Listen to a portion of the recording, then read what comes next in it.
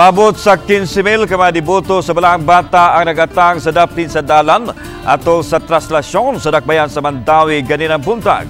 Si Femari Dumabok sa report.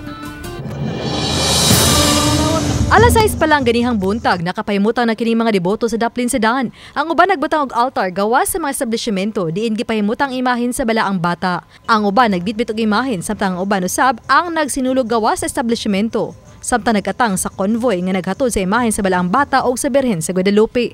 Samtang aron sa pagsiguro sa kaluwasan sa tanan, matod sa Mandawi City Police, nga alas 5 pa lang sa kadlaw nakaposisyon na usab ang kapulisan.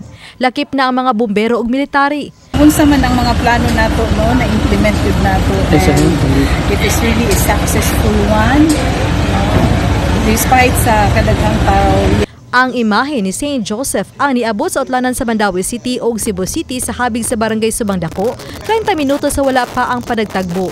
Dunga na usab sa nagpaabot nga mga opisyalis sa Mandawi City. Adunay red carpet nga gipahimutang sa tunga sa daan nga agian sa motorkada sa imahen sa Balaang Bata. Ang paglamanuhay nila ni Cebu City Mayor Michael Rama kinsa lakip sa nihatod sa mga imahen ug Mandawi City Mayor Jonas Cortez ang nahimong timailhan nga nagtagbo na ang imahen sa Sagrada Pamilya pasado las 8 sa buntag.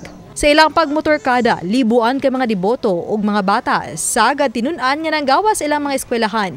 Ang miabiba ug pit senior dunga na sa pagkaway-kaway sa ilang mga kamot ug mga bitbit nga banderitas. Mila natugdulan sa usa ka oras ang motorkada niini padung sa National Shrine of St. Joseph nga gidasukan usab sa mga tawo ang maong simbahan sa nagpaabot nga mga deboto. Nangulo sa Santos nga misa si Cebu Auxiliary Bishop Midfield Bill Yunes ang team moderator sa shrine. Samtang sa wali, gilagway ni Monsignor John Thomas Limchua sa Vatican Secretary of State ang pagkamaing gawi ni San Jose. Love Christ, Jesus Christ, as if tinutangay niya ang anak na kaligatan.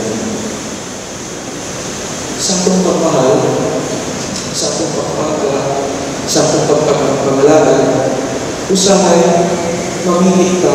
Pipila ka oras nga mag-uban ang tulo ka imahen sa Mandawi City ug karong gabi ang tulo ang dungang dad-on sa Lapu-Lapu City alang na sa himong fluvial procession ugma sa kadlawon.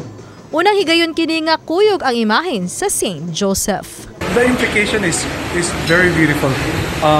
As we try to be faithful to history to celebrate our faith coming from the Señor Santo Niño, we realize that the role of Mama Mary, Mariology, and the role of St. Joseph, Josephology, are deeply connected intimately with our devotion and faith in the child Jesus. Ang Sagrada Pamilya na gyud ang gitagaan nato ga importansya kay kita nakakita sa gidron tano sa mga panghitabo nawa na gyud ang close-knit family ties niya wa tingali labaw nga makakuan sa Sagrada Pamilya no.